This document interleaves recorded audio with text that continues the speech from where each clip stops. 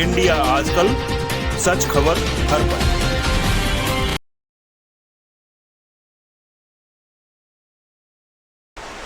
मन्या सुरवे, जिसके नाम से कांपता था दाऊद इब्राहिम।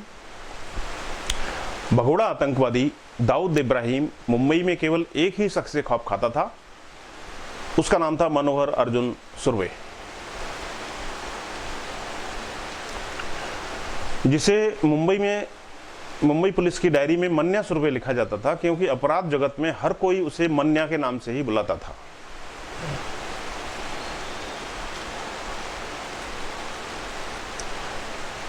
दाऊद इब्राहिम मुंबई में एक शख्स के नाम से पत्ते की तरह कांपता था। उसका नाम था मन्या सुरवे।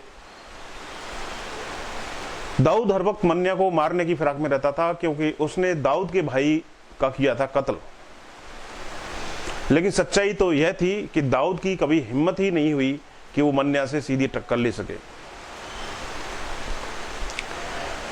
मुंबई, बॉम्बे यानी आज का मुंबई शहर, इसे सपनों का शहर भी कहा जाता है, इसे मायानगरी भी कहते हैं, क्योंकि यहां पर फिल्मी सितारों का आशियाना है। लेकिन इसी शहर ने देश को दिया है सबसे कुख्यात भगोड़ा आतंकवादी, जिसका नाम है दाऊद इब्राहिम कासकर। दाऊद 80 के दशक में बॉम्बे का सबसे खतरनाक गुंडा हुआ करता था, जिसे मुंबईया भाषा में भाई अथवा डॉन कहा जाता है। लेकिन क्या आप जानते हैं कि वही दाऊद उसी मुंबई शहर में एक शख्स के नाम से पत्ते की तरह कांपता था। दाऊद को उस शख्स से इतना खौफ था कि वो हर वक्त उसे मारने की फिराक में रहता था। जी हां, ये बिल्कुल सच है। और उस शख्स का नाम था मन्या सुरवे। यह साल 1986 में दुबई भागने से पहले दाऊद ने मन्या को ठिकाने लगाने की बहुत कोशिश की थी। लेकिन सच्चाई तो यह है कि मुंबई में रहते हुए दाऊद की कभी हिम्मत ही नहीं हुई कि वो मन्या से सीधी टक्कर ले सके। दाऊद इब्राहिम का खौफनाक दुश्मन मन्या सुरवे। कहते हैं कि दाऊद ने पुलिस के जरिए मन्या सुरवे का एनकाउंटर करवा दिया, क्योंकि उसने दाऊद के बड़े भाई शब्बीर इब्राहिम कासकर को बड़ी ही बेरहमी से मौत के घाट उतार दिया था। जिसने अपराध की दुनिया में डी कंपनी की बुनियाद रखी थी, शब्बीर इब्राहिम कासकर। दाऊद के सबसे खौफनाक दुश्मनों में से एक मनोहर अर्जुन सुरवे अर्थात मन्या सुरवे। मुंबई पुलिस की डायरी में उसका नाम मन्या सुरवे लिखा था, क्योंकि अपराध जगत में हर कोई उसे मन्या के नाम से ही बुलाता था। मन्या सुरवे के अपराध जगत में एक साथ दो इत्तेफाक जुड़ते हैं। पहला यह कि मन्या जिस पुलिस एनकाउंटर में मारा गया उसे पुलिस ही नहीं, देश का पहला पुलिस एनकाउंटर कहा जाता है। वहीं दूसरी इत्तेफाक यह कि मुंबई के पहले एनकाउंटर में मारा गया मन्या अंडरवर्ल्ड की काली दुनिया का पहला ग्रेजुएट डॉन था। मुंबई अंडरवर्ल्ड के खूनी पन्नों में दर्ज मन्या सुरवे के अपराध की फेहरिस्त ऐसी है जिसे जानने और सुनने के बाद हर किसी के रोंगटे खड़े हो जाते हैं। मन्या का किस्सा उस मुंबई शहर से शुरू होता है जहां दिन रात सुबह शाम हर पल हर लम्हा जिंदगी दौड़ती रहती है।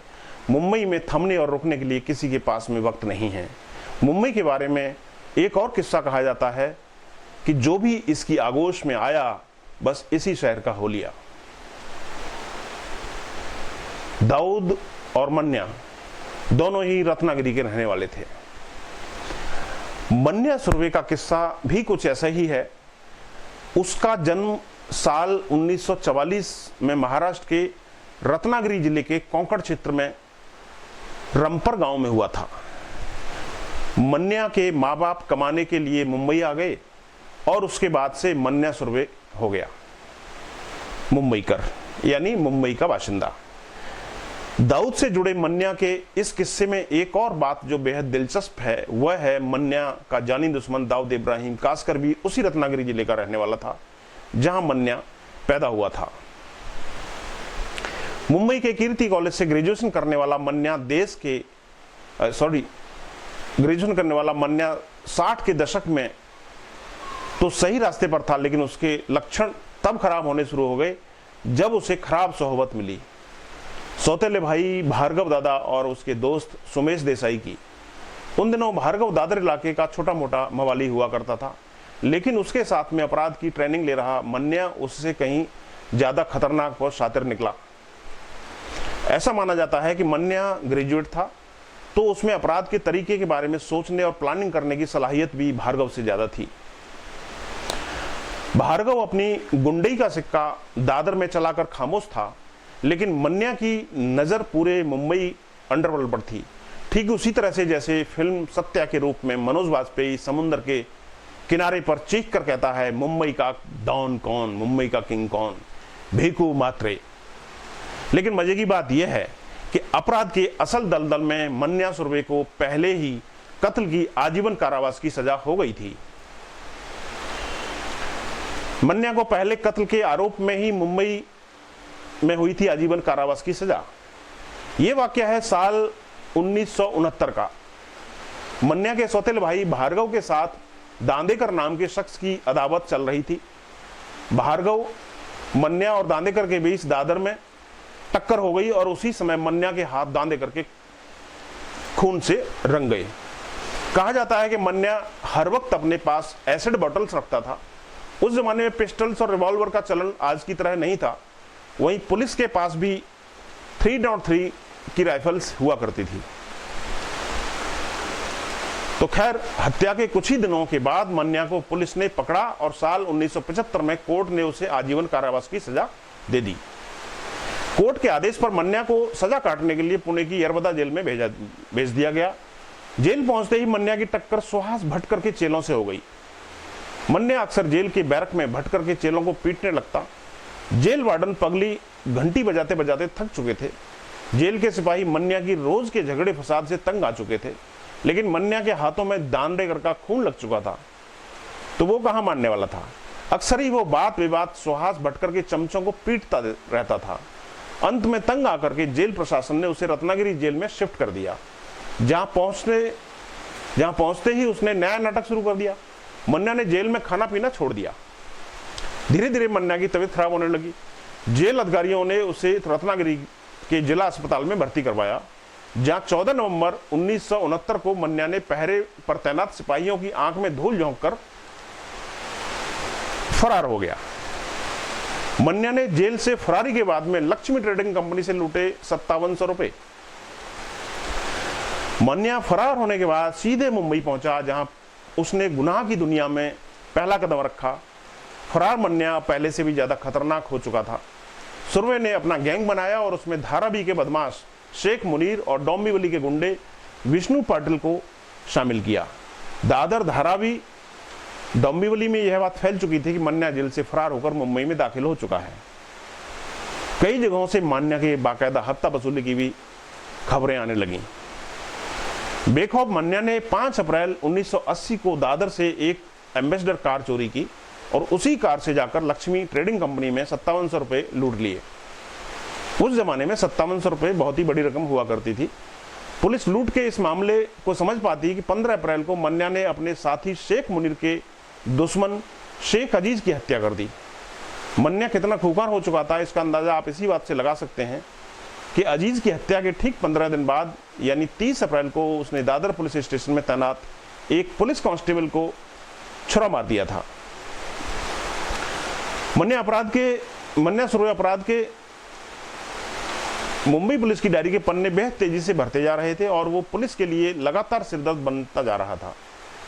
दूसरी तरफ मुंबई के अपराध की काली दुनिया में डी कंपनी भी तेजी से उभर रही थी।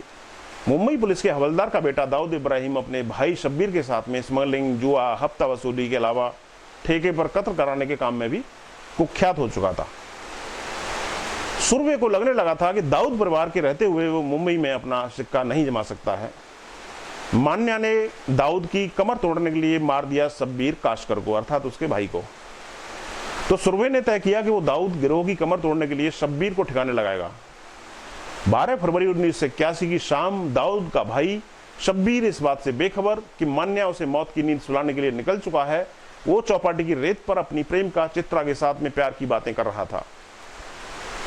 शब्बीर प्रेम का चित्रा के साथ में इसलिए चौपाटी से उठा और बांद्रा से होते हुए पैडर रोड की तरफ पहुंचा।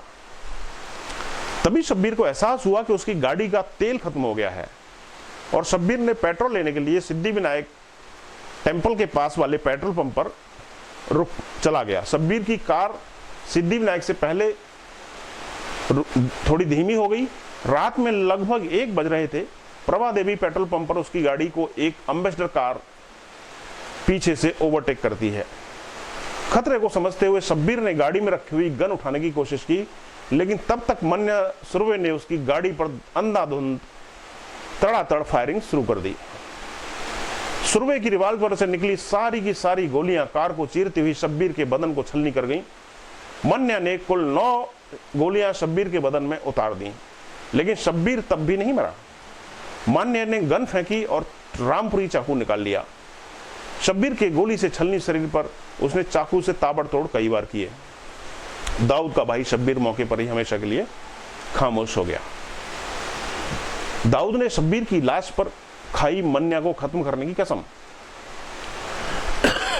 रात में पूरी D gang Prabhadevi petrol pump पर पहुंची और लगभग 2 बजे दाऊद ने शब्बीर की लाश पर कसम खाई कि वो इस हत्या के लिए मन्या को नहीं छोड़ेगा। उसके आदमियों ने मन्या के अड्डों पर हमला कर दिया। दाऊद ने बहुत तलाश की, लेकिन मन्या का कहीं कोई पता नहीं चल पा रहा था।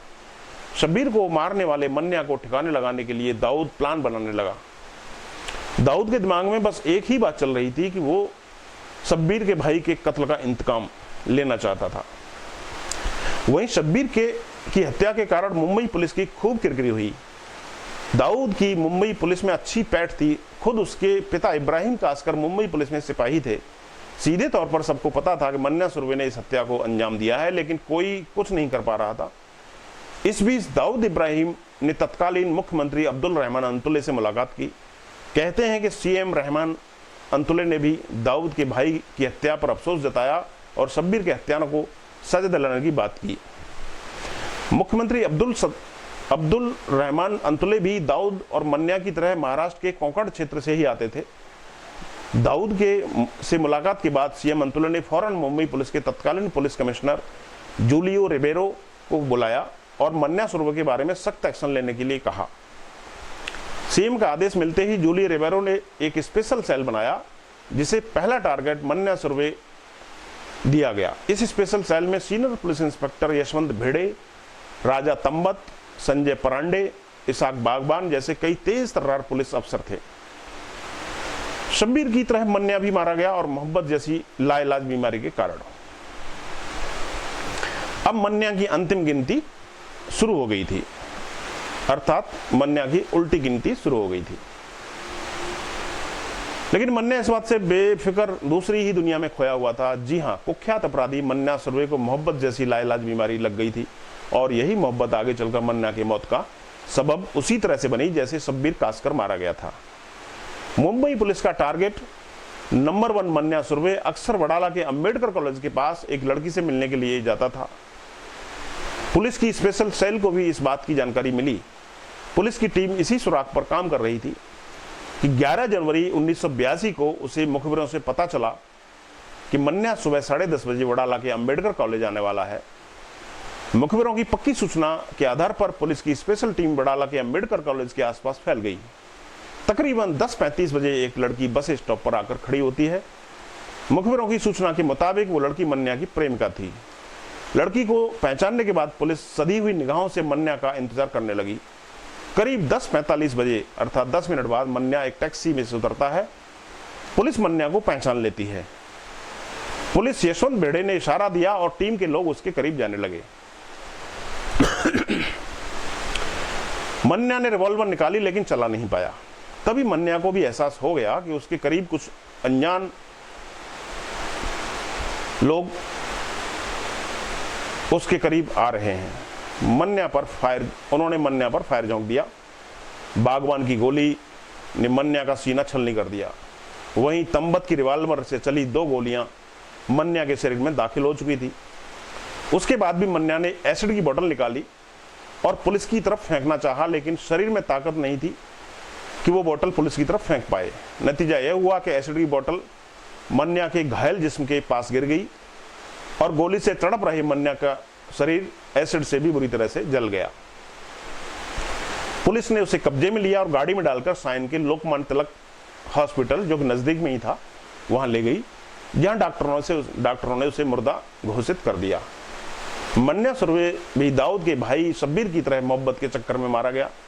कहते हैं कि मुंबई पुलिस को मन्या सुरवे की मुखबिरी किसी और ने नहीं बल्कि खुद दाऊद इब्राहिम ने की थी।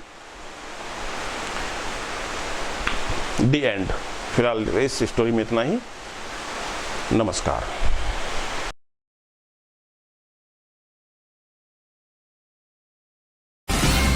इंडिया आजकल, सच खबर हर पल।